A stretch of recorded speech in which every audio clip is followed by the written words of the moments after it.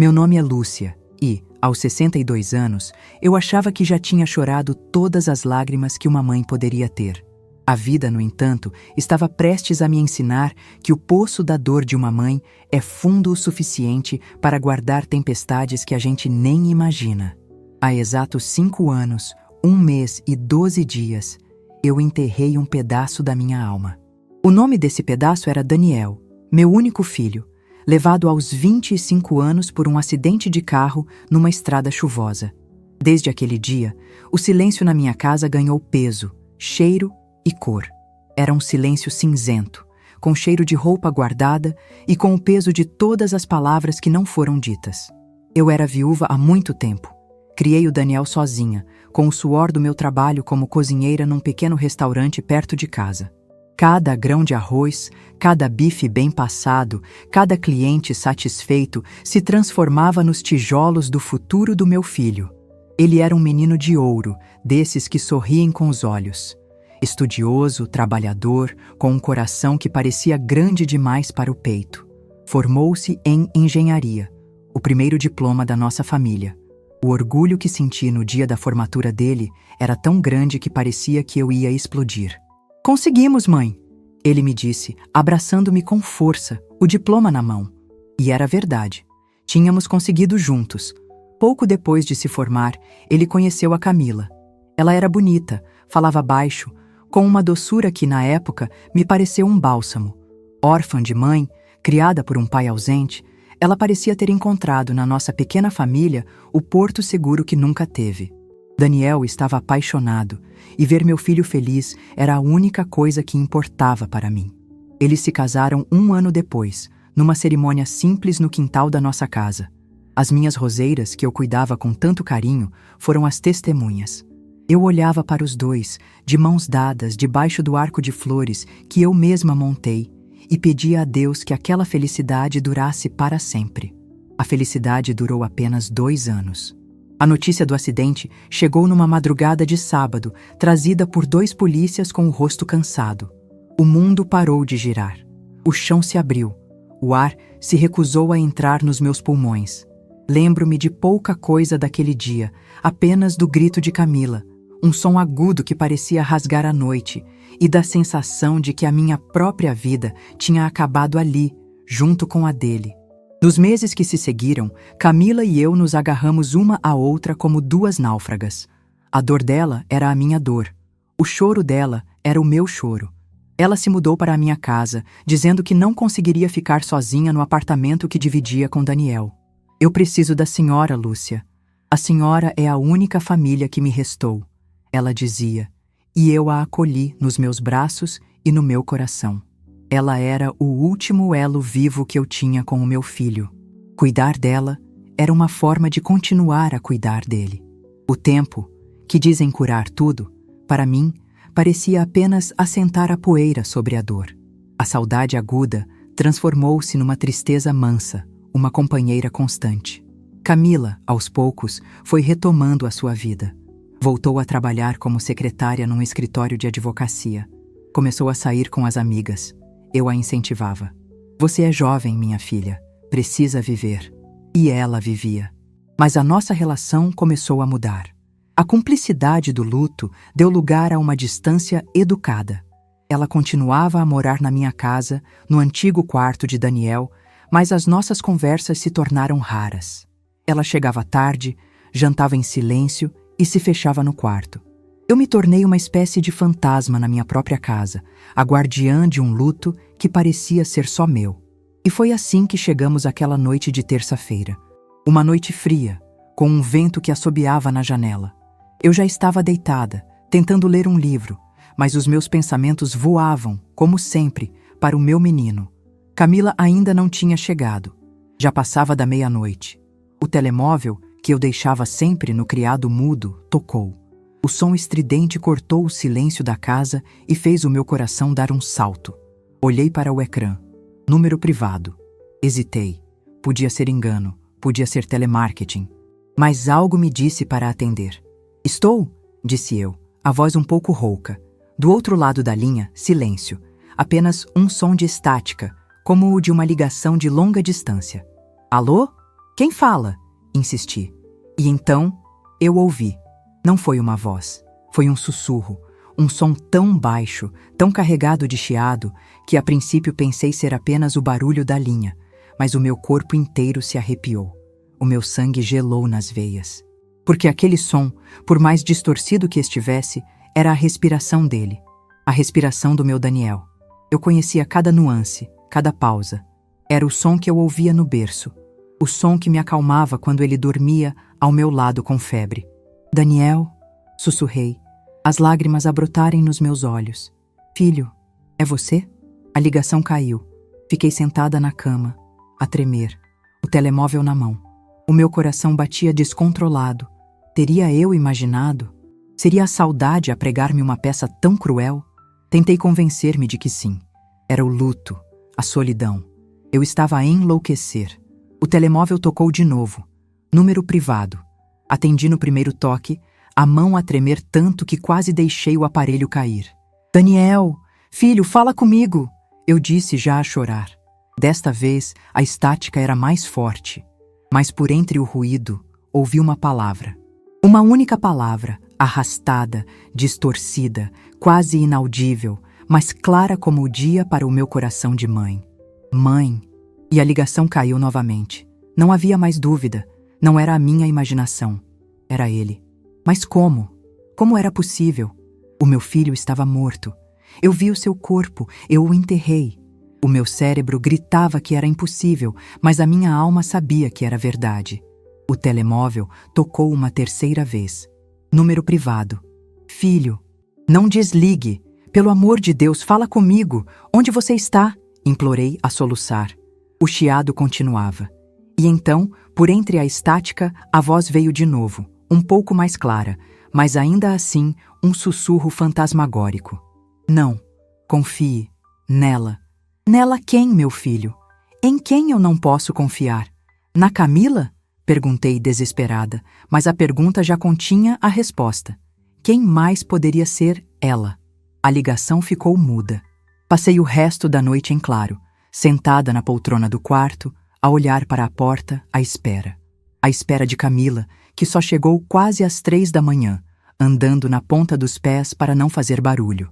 E à espera de que o telemóvel tocasse de novo. Mas ele permaneceu em silêncio. Na manhã seguinte, eu era uma pilha de nervos. Camila desceu para o café, bocejando, com olheiras que a maquilhagem não conseguia disfarçar. Bom dia, Lúcia. Desculpe a hora que cheguei. Tivemos um imprevisto no trabalho. Precisei de ficar até mais tarde, ela disse, com a naturalidade de sempre. Eu olhei para ela. A mesma Camila doce e educada de sempre. Mas agora eu a via com outros olhos. A frase do meu filho ecoava na minha cabeça. Não confie nela. O que ela poderia estar a esconder? Que imprevisto no trabalho dura até às 3 da manhã? Tudo bem, minha filha. Acontece, respondi, a minha voz a soar estranha aos meus próprios ouvidos. Eu precisava de saber mais. Precisava de entender. Se era o meu Daniel a ligar-me do além, ele estava a tentar avisar-me de um perigo. E esse perigo, de alguma forma, estava ligado a Camila. Naquela noite, o telemóvel tocou de novo. E de novo. E de novo. 47 vezes eu contei. 47 chamadas de um número privado, entre a 1 e as 4 da manhã. Eu não atendi nenhuma. O medo paralisou-me. O que mais ele diria? Que verdade terrível ele estava a tentar revelar. Na noite seguinte, a tortura repetiu-se. As chamadas começaram pontualmente à 1 da manhã, uma após a outra. O som da vibração do telemóvel no criado mudo era como uma broca a perfurar o meu cérebro. Camila, no quarto ao lado, parecia dormir o sono dos justos. Ou talvez o sono de quem não tem a consciência pesada. Na terceira noite, eu não aguentava mais. Eu precisava de enfrentar aquilo. Deixei o telemóvel a vibrar. 1, 10, 20, 30 vezes. Na 47ª chamada, respirei fundo, rezei todas as orações que conhecia e atendi. Daniel? Sussurrei, o coração na boca, a estática, a respiração. E então, a voz, mais clara do que nunca, como se ele estivesse no quarto, ao meu lado. Mãe, não confie nela. A voz era inconfundivelmente a do meu filho. A mesma entoação, o mesmo timbre, mas havia algo de errado, algo frio, mecânico. E por trás da voz dele, por uma fração de segundo, antes de a ligação cair, eu ouvi outro som, um som fraco, abafado, mas que eu reconheci instantaneamente. Era o som do sininho de vento que eu tinha pendurado na varanda do quarto de Camila. Fiquei paralisada. O sininho de vento. Quem quer que estivesse a fazer aquelas chamadas não estava no além. Estava perto, muito perto. Estava dentro da minha casa. Um terror gelado percorreu a minha espinha. A frase "não confie nela" ganhou um novo significado. Um significado muito mais sinistro. Não era um aviso sobre o caráter de Camila. Era um aviso sobre as suas ações. O que ela estaria a fazer? Levantei-me da cama, os pés descalços no chão frio. A adrenalina substituiu o medo.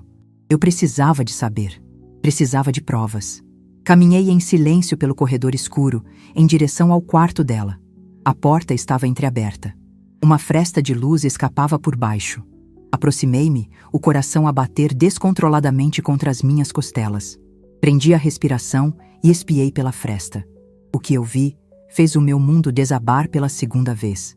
Camila estava sentada na cama, de costas para a mim. Usava fones de ouvido e falava baixo ao telemóvel. Mas não era isso que me chocou.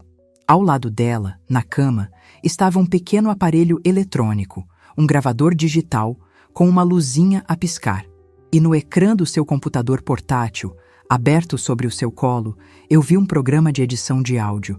Havia várias faixas de som, com ondas sonoras a subir e a descer. E numa dessas faixas, eu li o nome do arquivo. Voz Daniel, mãe. Ela não estava a falar com ninguém. Ela estava a ouvir e a editar. E então, ela tirou os fones e tocou no play do computador. E a voz do meu filho morto encheu o silêncio do quarto. Mãe, não, confie, nela. Era uma gravação, uma montagem, feita a partir de áudios antigos, talvez de mensagens de voz que ele me mandou em vida, de vídeos de família. As palavras isoladas, editadas, misturadas com estática para parecer uma ligação do outro mundo. A minha nora, a menina doce e enlutada que eu acolhi, estava a usar a voz do meu filho morto para me aterrorizar, para me manipular, para me enlouquecer. Recuei, a mão a tapar a minha própria boca para abafar um grito. Voltei para o meu quarto como uma sonâmbula. Sentei-me na cama, o corpo a tremer de raiva e de uma dor tão profunda que parecia que o meu peito ia rasgar-se. A pergunta não era mais como. A pergunta agora era por quê? Por que ela faria uma coisa tão monstruosa, tão cruel?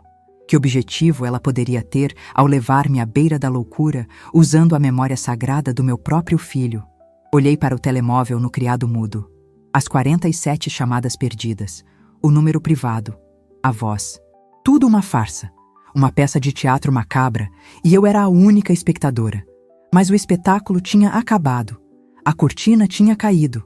E agora, a atriz principal teria de enfrentar a diretora. E a diretora, a mãe de Daniel, estava prestes a reescrever o final daquela história. Voltei para o meu quarto e fechei a porta sem fazer um único ruído. O meu corpo movia-se com a leveza de um fantasma. Mas por dentro, um vulcão de fúria e dor ameaçava entrar em erupção. Sentei-me na beira da cama, no mesmo lugar onde, noites antes, eu tinha chorado de saudade, acreditando ouvir um milagre. Que tola eu fui! Não era um milagre, era um truque de circo. Um espetáculo de horrores montado pela mulher que eu acolhi como filha. A imagem dela, sentada na cama com os fones de ouvido, a editar a voz do meu Daniel, estava gravada a fogo na minha mente. Cada detalhe era uma facada. O brilho do ecrã do computador, a luzinha a piscar do gravador, a concentração no seu rosto. Ela não parecia um monstro. Parecia uma artesã dedicada ao seu trabalho. E o seu trabalho era a minha destruição psicológica. A raiva veio primeiro, uma onda quente que subiu do estômago para a garganta. Tive vontade de arrombar a porta do quarto dela, de arrancar aquele computador das suas mãos e de gritar na sua cara até que a sua máscara de doçura se partisse em 1000 pedaços. Mas o que viria depois? Ela negar-se-ia. Diria que eu estava a imaginar coisas, que o luto me estava a deixar louca. E quem acreditaria em mim? A pobre viúva enlutada que ouve a voz do filho morto ou a nora dedicada que cuida dela há 5 anos? Eu seria a louca. Ela, a vítima. E o seu plano, seja ele qual for, teria funcionado na perfeição. Não, a raiva não me serviria de nada. Eu precisava de algo mais forte, precisava de frieza, precisava de um plano. A pergunta que martelava na minha cabeça era: por quê? Por que tamanha crueldade? Manipular uma mãe enlutada com a voz do seu filho morto não era uma maldade comum. Era algo de outro nível. Era uma perversidade calculada que exigia tempo, esforço e uma total ausência de alma. Ninguém faz uma coisa destas por acaso. Havia um objetivo, e eu precisava de o descobrir. Passei o resto da noite sentada na minha poltrona, a fingir que dormia. Ouvi Camila a desligar o computador, a ir à casa de banho, a deitar-se. Cada som normal da casa parecia agora sinistro. O ranger do soalho, o som da água nos canos. A minha casa, o meu refúgio, tinha se tornado o covil do inimigo. Quando o dia amanheceu, eu já tinha tomado uma decisão. Se Camila queria uma louca, ela teria uma. Eu iria representar o melhor papel da minha vida. Iria vestir a máscara da loucura que ela mesma me tinha costurado. Desci para o pequeno almoço mais tarde do que o costume. Encontrei-a na cozinha, a passar café, cantarolando uma música qualquer. O cheiro do café, que antes me confortava, agora enjoava-me. "Bom dia, Lúcia. Dormiu bem?" ela perguntou, com o seu sorriso matinal de sempre. Eu olhei para ela, os olhos deliberadamente turvos, a expressão confusa. Forcei um tremor nas minhas mãos. Eu não sei, Camila. Não tenho dormido bem. Tenho tido sonhos estranhos", disse eu, a minha voz a soar fraca, vacilante. A preocupação no rosto dela foi instantânea e completamente falsa. "Sonhos, Lúcia? Que tipo de sonhos?" "Com o Daniel", sussurrei, olhando para um ponto vazio na parede. Eu ouço a voz dele. Ele fala comigo. Vi um brilho rápido passar pelos olhos dela. Um brilho de vitória. O meu anzol tinha sido mordido. "Oh, Lúcia", ela disse, aproximando-se e colocando a mão no meu ombro. O toque dela repelia-me, mas eu mantive-me firme. "Isso é a saudade. É normal. A senhora sente muito a falta dele." "Não é saudade, Camila. É real. Ele liga para mim, todas as noites, do telemóvel." Ela arregalou os olhos, a sua atuação de surpresa era impecável. "Liga? Como assim liga? Mas isso é impossível." "Eu sei que parece impossível, mas é verdade. Ele diz que precisa de me avisar de alguma coisa. Ele diz para eu não confiar." Parei a meio, como se estivesse com medo de continuar. "Não confiar em quem, Lúcia?" ela perguntou, a voz suave, a incentivar-me a cair na armadilha. Eu abanei a cabeça, a chorar. Lágrimas de crocodilo, as mais amargas que já provei. "Eu não sei. A ligação falha sempre. Mas eu tenho tanto medo, Camila. Acho que estou a ficar doente. Acho que a minha cabeça não está boa." Ela abraçou-me. Um abraço de serpente. "Calma, Lúcia, calma. Eu estou aqui. Eu vou cuidar da senhora. Talvez seja bom procurar um médico, conversar com alguém. Pode ser o estresse, a solidão." "Um médico? Acha que eu preciso de um médico?" perguntei com a voz de uma criança assustada. "Acho que seria bom só para ficarmos mais tranquilas. Eu posso marcar uma consulta para a senhora. Um especialista. Eu conheço um muito bom, o Dr. Almeida. Ele ajudou o pai de uma amiga minha que estava a passar por uma depressão profunda. Um especialista, claro. O próximo passo do plano dela. Um médico que atestasse a minha insanidade.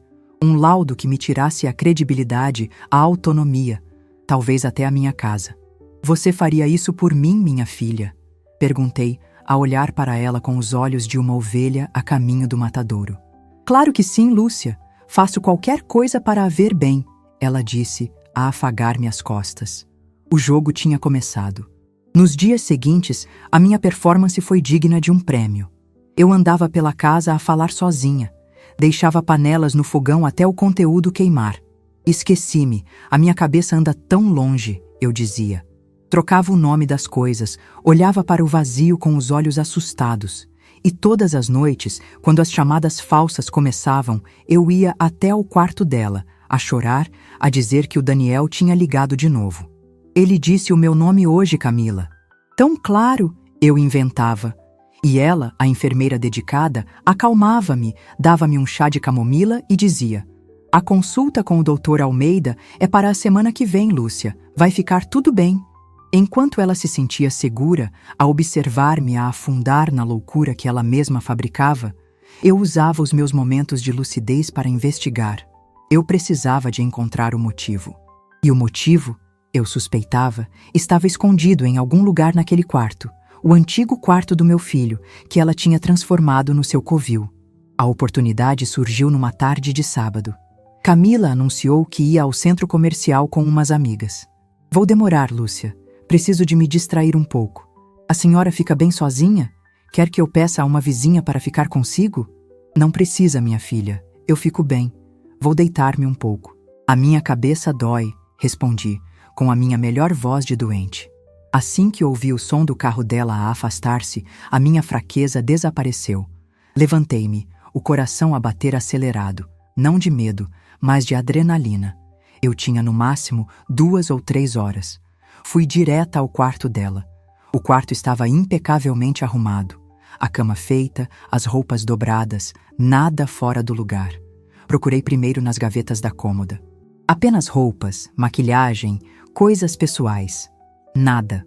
Procurei no armário. Caixas de sapatos, bolsas antigas, nada. O tempo estava a passar. Onde ela esconderia algo importante? O meu olhar pousou na secretária onde estava o computador portátil. Ao lado havia uma pequena caixa de madeira, daquelas que se usam para guardar joias. Eu mesma a tinha dado a ela num dos seus aniversários. Tentei abri-la. Estava trancada. Uma caixinha de joias trancada. O que poderia haver de tão valioso ali dentro? Procurei a chave. Olhei debaixo do tapete, dentro dos vasos, nos bolsos dos casacos. Nada. O desespero começou a bater. Foi então que me lembrei de algo. Daniel tinha o hábito de esconder uma chave suplente da casa debaixo de uma pedra solta no jardim. Talvez Camila tivesse aprendido o truque. Fui até a varanda do quarto dela. Havia vários vasos com plantas. Comecei a verificar um por um. E lá estava, debaixo de um vaso de gerânios, enrolada num pequeno plástico, uma chave minúscula. Corri de volta para dentro, o coração na boca. Coloquei a chave na fechadura da caixa. Girou. Abri a tampa. Dentro não havia joias, havia papéis. Eram cópias de documentos. Peguei no primeiro. Era uma apólice de seguro de vida em nome de Daniel. Uma apólice que eu nem sabia que ele tinha feito. O valor era alto, muito alto. E a beneficiária, em caso de morte, era ela, Camila. O meu sangue ferveu. Então era isso. Dinheiro. Mas o seguro já não deveria ter sido pago? Fazia 5 anos. Peguei nos outros papéis. Eram extratos bancários da conta dela. Vi depósitos mensais de um valor considerável, feitos pela seguradora. Ela estava a receber o dinheiro, aos poucos. Mas por quê? E então eu vi o último documento, no fundo da caixa. Era uma cópia do testamento de Daniel.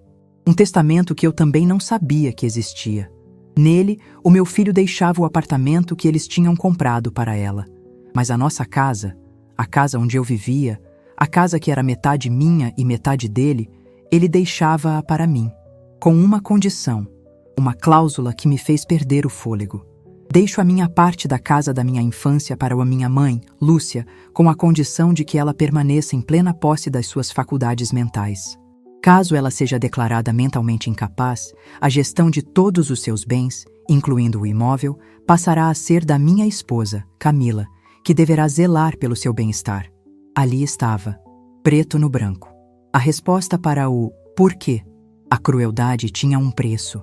E o preço era a minha casa, o meu lar, o último pedaço do meu mundo. Camila não queria apenas vender a casa, ela queria tudo. E para isso, precisava que eu fosse declarada louca. O seguro de vida era apenas o bônus. O prêmio principal era o meu patrimônio. A menina doce e órfã era uma predadora, e eu era a sua presa. Fotografei cada um dos documentos com o meu telemóvel. Coloquei tudo de volta na caixa, tranquei-a e pus a chave de volta no lugar. Arrumei o quarto, deixando-o exatamente como estava. Ninguém poderia saber que eu tinha estado ali. Voltei para o meu quarto e sentei-me na cama, os documentos a brilharem no ecrã do meu telemóvel. Eu tinha a faca e o queijo na mão. Eu tinha o motivo. Eu tinha a prova do crime. Agora, eu só precisava de montar a armadilha perfeita. O meu primeiro instinto foi ligar para a polícia. Mas o que eu diria? Que a minha nora estava a tentar enlouquecer-me para roubar a minha casa?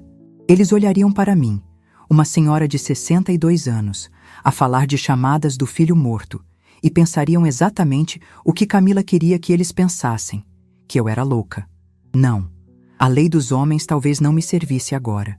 Eu precisava de uma justiça diferente, uma justiça que a desmascarasse publicamente, que a fizesse sentir um pingo do terror e da humilhação que ela me tinha imposto. Peguei no telemóvel. Não liguei para a polícia. Liguei para o meu primo, Afonso, o filho mais velho da irmã da minha mãe, um homem sério, advogado, a única pessoa da família em quem eu confiava de olhos fechados. Afonso, é a Lúcia. Preciso da tua ajuda. É urgente e é muito, muito sério. Contei-lhe tudo. As chamadas, a gravação, os documentos. Ele ouviu em silêncio do outro lado da linha, interrompendo-me apenas para fazer perguntas pontuais. Quando terminei, o silêncio dele foi longo e pesado. Lúcia, ele disse finalmente, a voz carregada de uma raiva contida. Essa mulher é um monstro, e nós vamos apanhá-la. Não faças nada, continua a representar. Deixa-a marcar a consulta com esse médico. E deixa o resto comigo. Eu sei exatamente o que fazer. Desliguei o telemóvel e pela primeira vez em 5 anos senti uma chama de esperança a aquecer-me o peito. A máscara da loucura era desconfortável, mas eu iria usá-la até o fim. O espetáculo de Camila estava a chegar ao seu grande final. Mas o que ela não sabia era que eu, a mãe de Daniel, tinha acabado de mudar o roteiro. E no meu final, a vilã não escaparia impune. A semana que se seguiu à minha descoberta foi a mais longa e difícil da minha vida. Viver debaixo do mesmo teto que a mulher que me desejava o mal, sorrir para ela, aceitar o seu falso cuidado, era como engolir cacos de vidro a cada refeição. Cada "está tudo bem, Lúcia" que ela me dirigia era um insulto. Cada chá de camomila que ela me trazia parecia conter veneno. Mas eu bebia o chá, sorria com os lábios a tremer e agradecia, desempenhando o meu papel de louca com uma dedicação que assustava até a mim mesma. O meu primo Afonso e eu falávamos-nos todos os dias, em chamadas curtas e codificadas, quando eu saía para apanhar um pouco de ar no jardim. Ele estava a mover os seus pauzinhos, a preparar o terreno legal para o que estava para vir. O mais importante, Lúcia, é não a confrontar. Deixe-a pensar que está no controlo. Deixe-a levar-te a esse médico. A arrogância dela será a nossa melhor arma, ele aconselhava, a sua voz calma a ser o meu único ponto de sanidade. E a arrogância de Camila crescia a cada dia. Vendo-me cada vez mais frágil e confusa, ela começou a tomar pequenas liberdades. Começou a falar das nossas finanças, a sugerir que talvez fosse melhor ela passar a gerir as contas da casa para poupar-me do estresse. Começou a atender os meus telefonemas, dizendo aos meus amigos que eu não estava muito bem para falar. Ela estava lentamente a isolar-me, a apagar-me do meu próprio mundo, convencida de que a sua vitória estava próxima. As chamadas noturnas continuavam, mas agora eu já não sentia medo. Sentia um desprezo gelado. Eu deitava-me na cama e ouvia o telemóvel a vibrar, imaginando-a no quarto ao lado, a dar o play na sua gravação macabra, a sentir-se uma gênia do crime. Mal sabia ela que cada chamada era mais um prego no seu próprio caixão. Eu até comecei a dar-lhe novas deixas. Camila, o Daniel disse algo diferente esta noite. Eu sussurrava no pequeno almoço. Ele falou de papéis. Disse que eu precisava de assinar uns papéis. Vi os olhos dela a brilharem. Eu estava a dar-lhe exatamente a desculpa de que ela precisava para, eventualmente, me apresentar um documento, talvez uma procuração, para eu assinar no meio da minha confusão mental. Papéis, Lúcia? Talvez ele esteja preocupado com o futuro. Ele sempre foi tão responsável. ela dizia, a sua voz a pingar falsa compaixão. Finalmente, o dia da consulta chegou. Era uma quarta-feira de manhã. Um dia cinzento e úmido que combinava perfeitamente com o meu estado de espírito. Camila estava especialmente animada. Ajudou-me a escolher a roupa como se eu fosse uma criança. Vista este casaco azul, Lúcia. Fica-lhe tão bem. Quer que eu a ajude com o cabelo? Não precisa, minha filha. Eu consigo, respondi, com a minha voz trêmula de sempre. Entramos no carro dela. Durante o trajeto, ela falava sem parar sobre o Dr. Almeida. Ele é um psiquiatra maravilhoso, Lúcia, muito respeitado. Ele vai saber exatamente como ajudar a senhora. Só precisa de ser honesta com ele, contar tudo o que tem sentido sobre as vozes, os esquecimentos. Ele está aqui para ajudar. Ela estava a treinar-me, a garantir que eu dissesse as palavras certas para que o médico pudesse assinar o meu atestado de insanidade sem pestanejar. Eu apenas assentia, a olhar pela janela, o coração a bater forte. Não de medo, mas de uma ansiedade cortante. O plano de Afonso era arriscado. Tudo dependia da minha capacidade de representar até ao último segundo. O consultório do Dr. Almeida ficava num prédio comercial imponente, no bairro mais chique da cidade. A sala de espera era silenciosa, decorada em tons de bege e cinzento, com música clássica a tocar baixinho. Tudo ali era desenhado para acalmar, para intimidar. Sentei-me numa poltrona de couro, as mãos no colo, enquanto Camila se anunciava na recepção com a eficiência de uma tutora responsável. Bom dia! Temos uma consulta marcada para Lúcia Guedes. Eu sou Camila, a nora dela. Minutos depois, a porta do consultório abriu-se. Um homem de cabelo grisalho, óculos de aros finos e um sorriso profissional apareceu. Dona Lúcia? Camila? Por favor, entrem. Sou o Dr. Almeida. O consultório era espaçoso, com uma grande janela com vista para a cidade. Havia uma secretária de madeira escura e, em frente, 3 poltronas. Sentei-me numa delas. Camila sentou-se ao meu lado, como uma mãe atenta a acompanhar o filho. Então, Dona Lúcia, a Camila falou-me um pouco sobre a situação ao telefone, mas eu gostaria de ouvir da senhora. O que a traz aqui hoje? Perguntou o médico. O seu tom era suave, convidativo. Respirei fundo. O espetáculo ia começar. Doutor, comecei, a voz a falhar. Eu acho que estou a ficar louca. Contei-lhe tudo. Ou melhor, a versão que Camila queria que ele ouvisse. Falei das chamadas noturnas, da voz do meu filho morto, dos meus esquecimentos, do meu medo constante. Chorei. Agarrei-me ao braço de Camila como se ela fosse a minha única âncora. E ela, a atriz consumada, afagava a minha mão, olhava para o médico com uma expressão de profunda tristeza e preocupação. É muito difícil para ela, doutor. E para mim também. Vê-la assim? O Daniel era tudo para nós, ela dizia, com os olhos cheios de lágrimas. O doutor Almeida ouvia tudo com atenção, a fazer anotações num bloco. Ele fazia perguntas, pedia detalhes. E eu respondia, sempre a reforçar a imagem de uma mulher a perder o contato com a realidade. Depois de quase meia hora, ele pousou a caneta. Dona Lúcia, o que a senhora está a descrever são sintomas clássicos de um quadro de estresse pós-traumático profundo, complicado por um luto não resolvido. As alucinações auditivas, a perda de memória, são coisas que acontecem.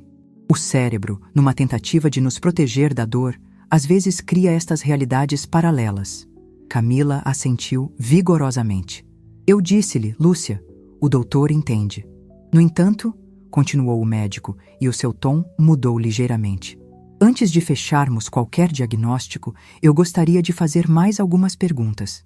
Se não se importam, gostaria de chamar um colega meu para me dar uma segunda opinião. Ele é especialista em direito médico e casos familiares complexos. Às vezes, a perspectiva legal ajuda a entender o quadro completo do paciente. Vi um lampejo de pânico nos olhos de Camila. Um advogado? Para quê? Um advogado, doutor? Não acho que seja necessário. Isto é um problema médico, não legal, ela disse, a sua voz a perder um pouco da doçura. É apenas procedimento, Camila. Para garantir que estamos a cobrir todas as bases e a proteger os interesses da Dona Lúcia. Ele já está à espera. Um momento. O Dr. Almeida carregou num botão no seu intercomunicador. Pode entrar, Dr. Afonso. A porta do consultório abriu-se e o meu primo, Afonso, entrou. Estava impecavelmente vestido num fato escuro, a carregar uma pasta de couro. O queixo de Camila caiu. O seu rosto passou de branco para vermelho e depois para um tom pálido de cinza. Afonso? O que é que você está a fazer aqui? Ela gaguejou, a olhar de Afonso para mim e de mim para o médico, a sua mente a tentar processar o impensável. Afonso não olhou para ela. Puxou a terceira poltrona e sentou-se em frente a nós. O seu rosto era uma máscara de seriedade profissional. Bom dia, Camila. Dr. Almeida. Obrigado por me receber. Lúcia, estás pronta? Eu levantei a cabeça. O tremor nas minhas mãos parou. As lágrimas secaram. A minha voz, quando falei, não era mais fraca nem confusa. Era a voz de uma mulher que tinha voltado do inferno. Estou pronta, primo. A transformação foi tão súbita, tão completa, que Camila ficou sem ar. A ovelha assustada tinha se transformado numa leoa. O que é que está a acontecer aqui?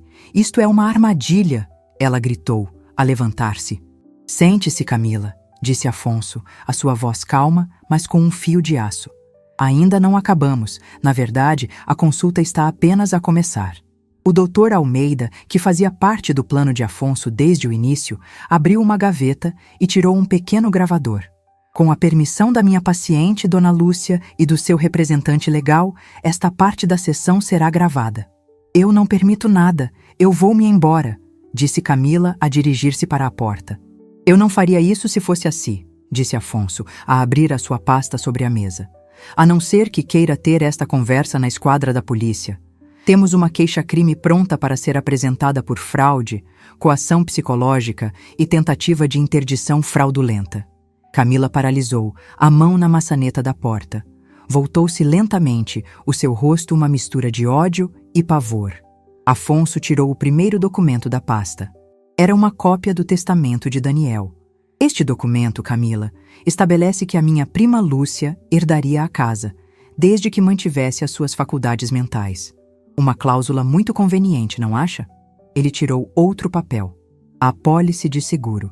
E este seguro de vida, cujo pagamento mensal a seguradora aceitou fazer para uma conta que só você movimenta, sob a alegação de que a dona Lúcia estava demasiado frágil para gerir tal quantia. Outra conveniência. Finalmente, ele pegou no seu próprio telemóvel. E agora, a peça principal. O Dr. Almeida é perito em psiquiatria, mas eu sou perito em tecnologia. Rastrear a origem de chamadas de um número privado não é tão difícil como parece, especialmente quando as chamadas são feitas de dentro da mesma casa, usando um programa de desvio de IP ligado à sua rede Wi-Fi. E o som do sininho de vento na sua varanda foi um belo toque final. Ele carregou no play. E o som da voz editada de Daniel encheu o consultório. Mãe, não. Confie. Nela. Camila desabou na poltrona, a soluçar, o seu corpo a tremer. A máscara tinha caído. A predadora estava encurralada. Eu olhei para ela. Não com pena, mas com um desprezo profundo. Por que, Camila? Perguntei, a minha voz a cortar o silêncio. Eu acolhi-te. Eu amei-te como a uma filha. Por que tanta crueldade? Ela levantou a cabeça, o rosto desfigurado pelo choro e pela raiva. Porque eu merecia mais. O Daniel prometeu-me uma vida boa.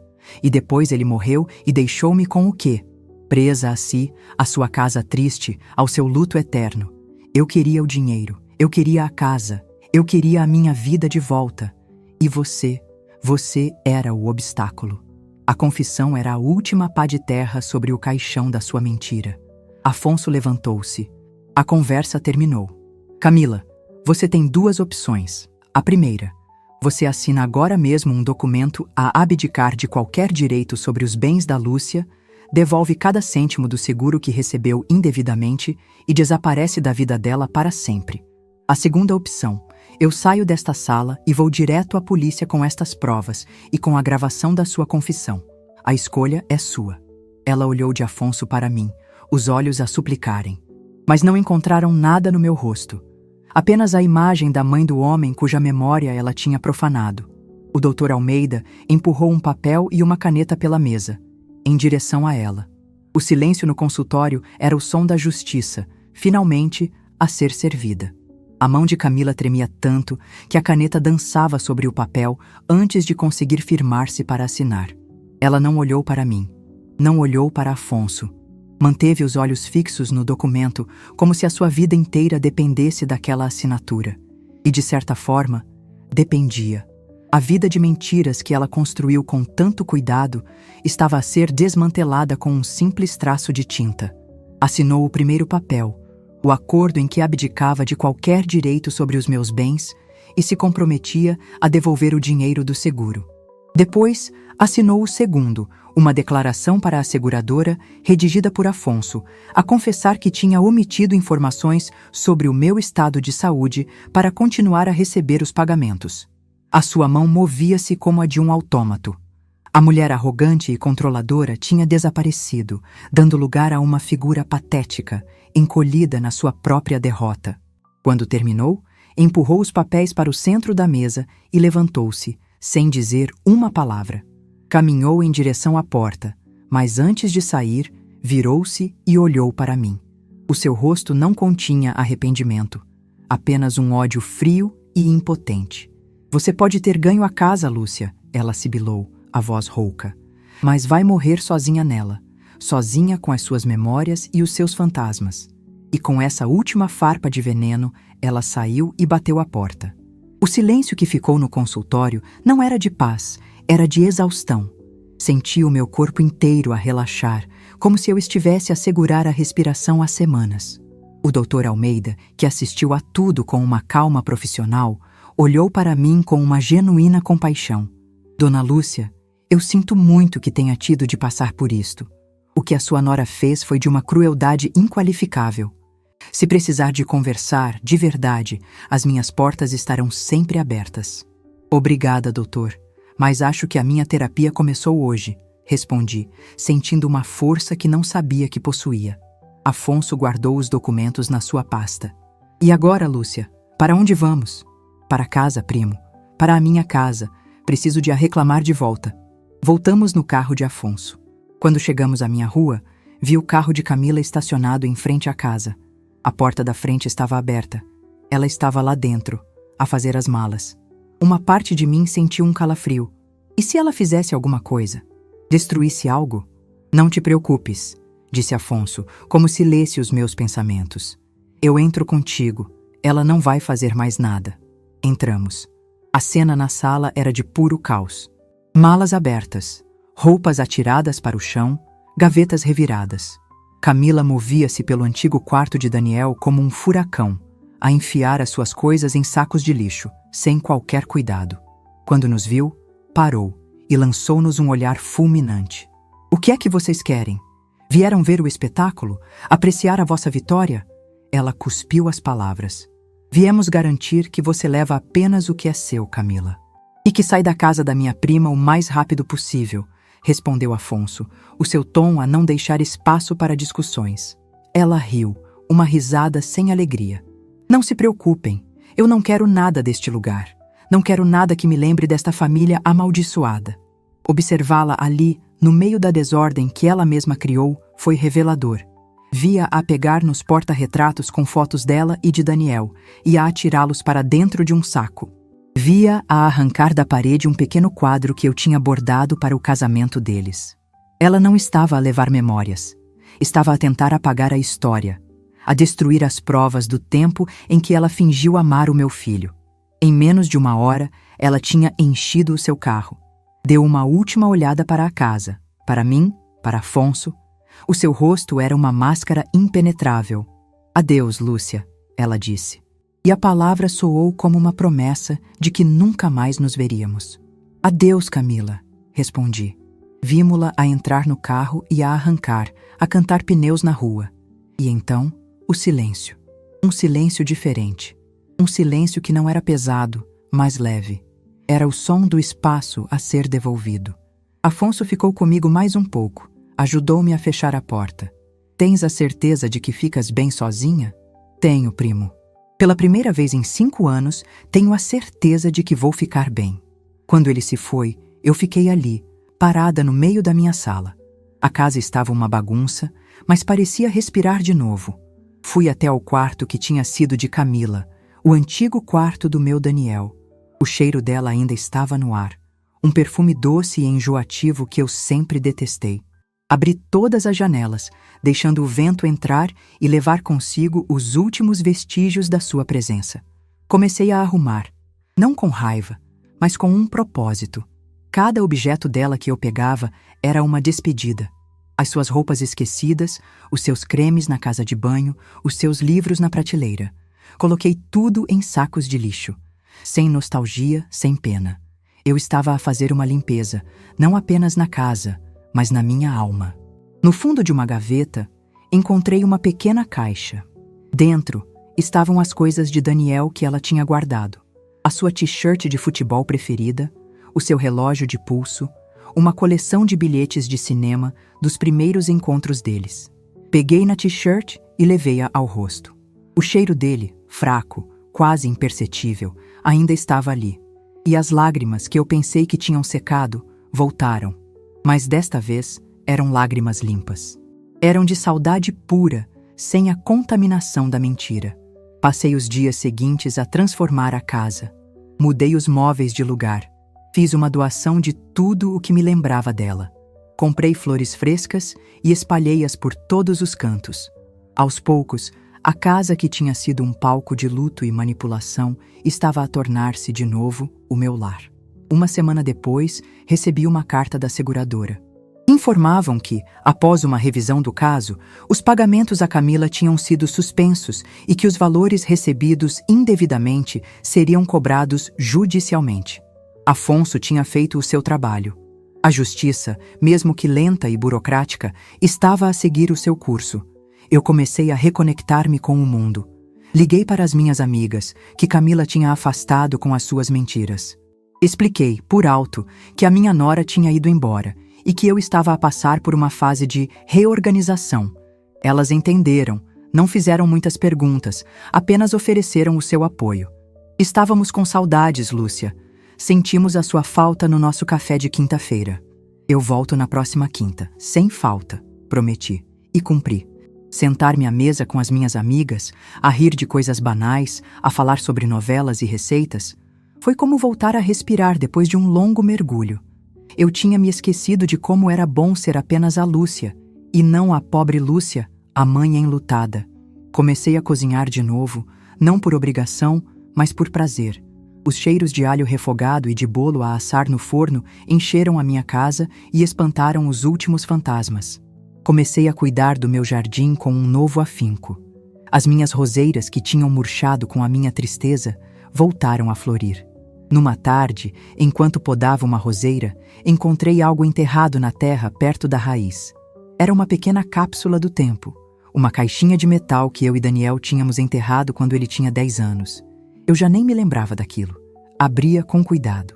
Dentro havia um carrinho de brincar, uma foto nossa e um bilhete escrito com a sua letra de criança. Quando eu for grande, vou ser engenheiro para construir a casa mais bonita do mundo para a melhor mãe do mundo. Eu amo-te, Daniel. As lágrimas escorreram pelo meu rosto, mas desta vez eu sorri. Ele não tinha construído a casa, mas tinha me deixado algo muito mais valioso.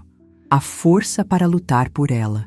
A voz dele, a verdadeira voz dele, não a imitação cruel de Camila, ecoou na minha memória. A voz dele a rir, a contar-me os seus sonhos, a dizer: conseguimos, mãe. Eu tinha perdido o meu filho, mas ninguém, nunca mais, me roubaria a sua memória.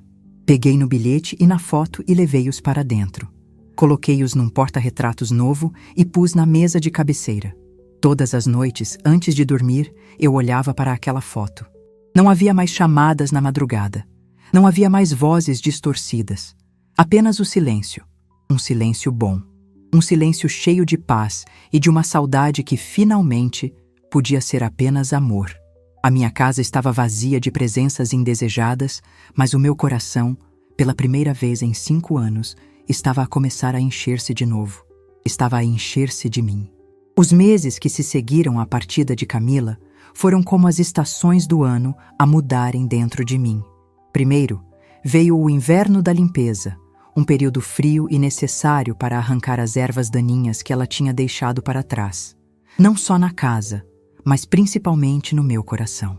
Depois, lentamente, chegou a primavera da redescoberta, em que pequenos brotos de alegria e esperança começaram a surgir nos lugares mais inesperados.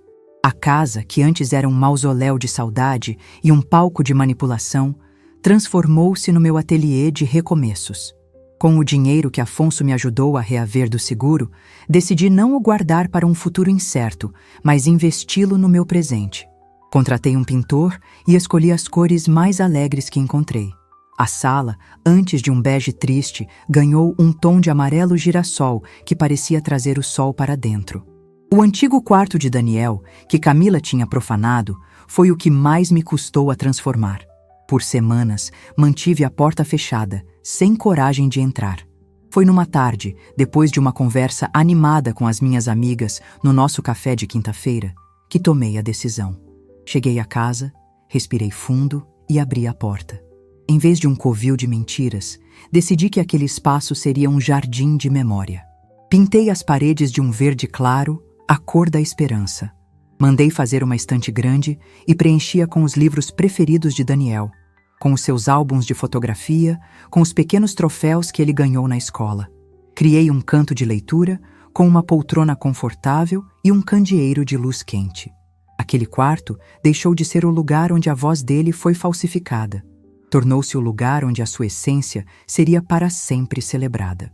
Não era um santuário de dor, mas uma biblioteca de amor. A minha vida social, antes inexistente, floresceu. Voltei a frequentar o clube do bairro, onde me inscrevi em aulas de dança de salão, algo que eu sonhava fazer desde a juventude. No início, sentia-me desajeitada, uma senhora de 62 anos a tentar aprender a valsa.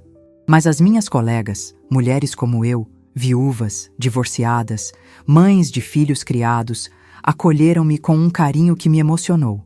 Ríamos dos nossos próprios erros, celebrávamos cada passo acertado. Ali, eu não era a mãe de Daniel, nem a vítima de Camila. Era apenas a Lúcia, a aluna do vestido florido que tinha um sorriso fácil e 2 pés esquerdos. Foi numa dessas aulas que conheci o Sr. Alberto, um viúvo de 70 anos, com um bigode farto e uns olhos que brilhavam quando ele ria. Ele convidou-me para dançar, com uma gentileza antiga. Dançamos um bolero e pela primeira vez em décadas senti a alegria simples de ser conduzida por braços firmes, sem segundas intenções. O Sr. Alberto tornou-se o meu parceiro de dança e depois um amigo querido. Tomávamos café depois das aulas, falávamos sobre os filhos, as saudades, os pequenos prazeres da vida. Ele nunca me perguntou sobre os detalhes da minha dor, mas eu sabia que ele entendia. Havia na sua presença um respeito silencioso que valia mais do que 1000 palavras de consolo. As notícias de Camila chegavam-me aos pedaços, trazidas pelo vento das fofocas do bairro. Fiquei a saber que ela tinha perdido o emprego. A história, de alguma forma, tinha se espalhado. Ninguém queria ter por perto uma mulher capaz de tal crueldade. A seguradora estava a processá-la para reaver o dinheiro, e ela teve de vender o carro e mudar-se para um apartamento minúsculo e alugado na periferia da cidade. Não senti alegria ao ouvir aquilo. Senti uma espécie de justiça melancólica. Ela tinha tido tudo nas mãos. O amor do meu filho, o meu apoio, uma vida confortável. E tinha trocado tudo pela ganância. Tinha plantado vento e agora colhia a tempestade. Um dia, cerca de 1 ano depois de tudo, eu estava a sair do supermercado quando a vi. Estava do outro lado da rua, à espera do autocarro. Estava mais magra, as roupas eram simples, o cabelo estava sem brilho. O seu rosto não tinha a doçura calculada de antes, apenas um cansaço profundo. Os nossos olhares cruzaram-se por um instante. Vi um lampejo de pânico nos olhos dela, seguido de uma vergonha que a fez desviar o rosto. Ela virou-se de costas, fingindo não me ter visto. Eu, por minha vez, continuei o meu caminho. Não havia mais nada a ser dito. O nosso capítulo tinha terminado. A maior transformação, no entanto, aconteceu dentro de mim. A dor da perda de Daniel nunca desapareceria. A saudade seria a minha companheira para o resto da vida. Mas agora eu conseguia lembrar-me dele com um sorriso. Lembrava-me das suas gargalhadas, das suas piadas sem graça, do seu abraço apertado. A memória dele tinha sido limpa, purificada da manipulação de Camila. Numa tarde de domingo, o sol a entrar pela janela da sala, eu estava a folhear um dos seus álbuns de faculdade. Numa das fotos, ele estava com um grupo de amigos, a sorrir, a fazer um sinal de vitória com os dedos.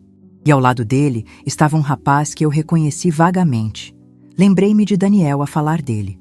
Era o Tiago, o seu melhor amigo na faculdade, o rapaz que tinha perdido o contato depois de se ter mudado para outro país. Movida por um impulso, procurei o nome dele nas redes sociais. Encontrei-o. Mandei-lhe uma mensagem simples. Olá, Tiago. Sou a Lúcia, a mãe do Daniel. Não sei se você se lembra de mim. Encontrei uma foto vossa e senti vontade de dizer um olá. A resposta chegou minutos depois. Dona Lúcia, claro que me lembro. Que surpresa boa. Eu sinto tanto a falta do Dani. Pensei tantas vezes em si, mas perdi o seu contato. Como é que a senhora está? Começamos a conversar. Trocar mensagens com o Tiago era como ter um pedaço do meu filho de volta. Ele contava-me histórias da faculdade que eu não conhecia, partilhava memórias engraçadas, lembrava-me do lado leve e brincalhão de Daniel. Ele vivia agora na capital, a poucas horas de distância. Dona Lúcia, eu vou estar aí na sua cidade no próximo mês, a trabalho. Será que podíamos tomar um café? Eu adoraria dar-lhe um abraço. O encontro com o Tiago foi um presente. Ele era um rapaz bom, com os mesmos olhos gentis do meu filho. Levou-me a um café e ficamos horas a conversar. Ele olhou para mim e disse: o Daniel falava sempre da senhora. Dizia que a senhora era a mulher mais forte que ele conhecia. E ele tinha razão. Naquele momento, o ciclo de cura fechou-se. A voz do meu filho, que tinha sido usada para me destruir, voltava agora, através das memórias de um amigo, para me reerguer. Hoje, aos 64 anos, a minha casa não é mais silenciosa. É preenchida pelo som da música que eu gosto de ouvir, pelas chamadas das minhas amigas, pelas visitas do Sr. Alberto para uma partida de cartas. O quarto de Daniel é o meu lugar preferido, onde eu leio, escrevo e sinto a sua presença de uma forma serena e feliz. Eu aprendi que a confiança, uma vez quebrada, raramente pode ser remendada. E aprendi que o maior desrespeito à memória de quem amamos é permitir que a sua ausência nos destrua. Daniel não iria querer ver-me a afundar na loucura. Ele iria querer ver-me a dançar a valsa, a cuidar das minhas roseiras, a sorrir. A voz que eu ouvi naquelas madrugadas não era a do meu filho. Era o eco da maldade de outra pessoa. A verdadeira voz do meu Daniel eu carrego-a todos os dias dentro do meu coração. E ela não me sussurra avisos sinistros. Ela sussurra-me ao ouvido a mesma coisa que ele me disse a vida inteira. Força, mãe. Nós conseguimos. E finalmente eu acredito que sim. Sozinha, mas mais forte do que nunca, eu consegui.